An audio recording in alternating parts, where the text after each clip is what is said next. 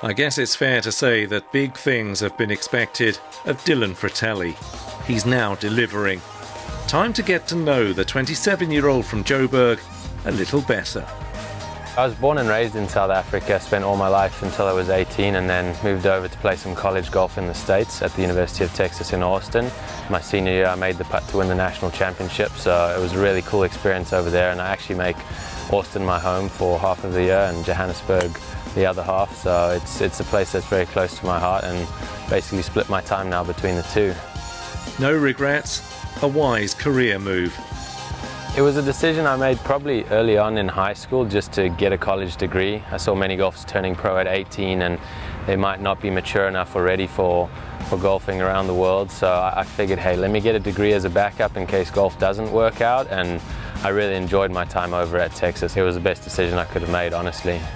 Dylan played alongside Jordan Spieth and Justin Thomas, among others, on the collegiate scene. Of course, he's now doing so again in the pro ranks on occasion, including making a USPGA Championship debut last week. But he's pleased to have followed his dreams away from the United States, at least for now.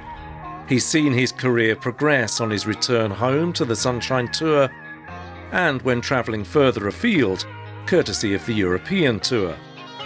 He's learning about himself and his game by playing a huge variety of courses around the world in all sorts of conditions.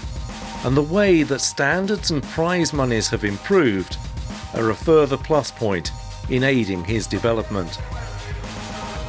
Keith Pelly's done a great job to get these Rolex series off the ground, and for me I see it starting to compete with the PGA Tour. Guys are coming back here to play a lot more, and the tour is definitely growing in stature and in prize money. I gave myself a 3 or a 4 year goal once I turned pro to make it onto the European Tour, and maybe if I didn't achieve that I would go back to the States and try and focus there, but now that I've arrived on the main tour I see myself staying here for quite a while. He's won on the Big Easy and been second on the Sunshine Tour. 2 Challenge Tour titles have come his way, and now this season he's taken a further step, having come close in China. With 7 holes to go on 12, I got stuck right up against the tree, had to take an unplayable, and at that point I figured, oh gosh, now you actually got to make some birdies coming in. So that kind of jolted me back into a frenzied, emotional state, and I didn't have a great reaction to it, I would say. I had a poor shot on 16 into the green and got stuck under a rock. It's quite a funny situation to be in, but it was a tough stretch coming down the end, but I made, I think, 4 great putts outside of 6-7 feet. So I can take that and know that, hey, under the pressure I mean, most guys wouldn't think about making 4 putts outside of 6-7 feet in the final few holes in a big tournament. It's all part of the learning experience. He'd led by 3 into the final round and quickly stretched his advantage to 5 strokes at one point. However, as others rallied, he stuttered, and it's to his credit that he held things together and had a putt for victory at 18, but he ended up losing to an Alex Levy birdie in a playoff. I mean, when you have a second or a third or you come close, you've got to take it in context. I mean, if you make 1 or 2 putts, you win the tournament. It wouldn't be long until a further chance presented itself at the Lioness Open in Austria. I was a lot more calm than I was in China, I'll say that. Losing in Beijing definitely helped me out. I knew what to expect. I figured, hey, those feelings are going to be there whether you win or not.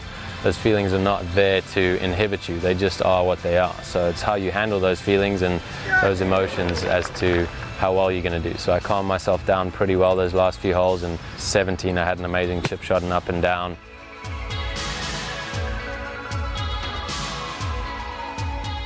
Good putt from about 8-10 feet.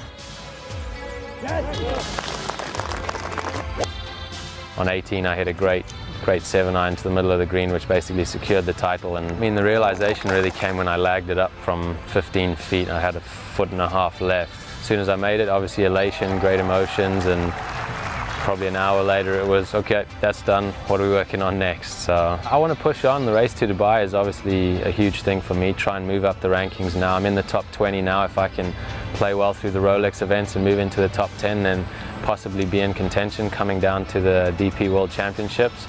And the key for me is also world ranking. I've got into the top 70, 80 now, so now I've got to push on and try and get into some major championships, finishing top 50 and 60, so some huge motivators here with the position I've put myself in.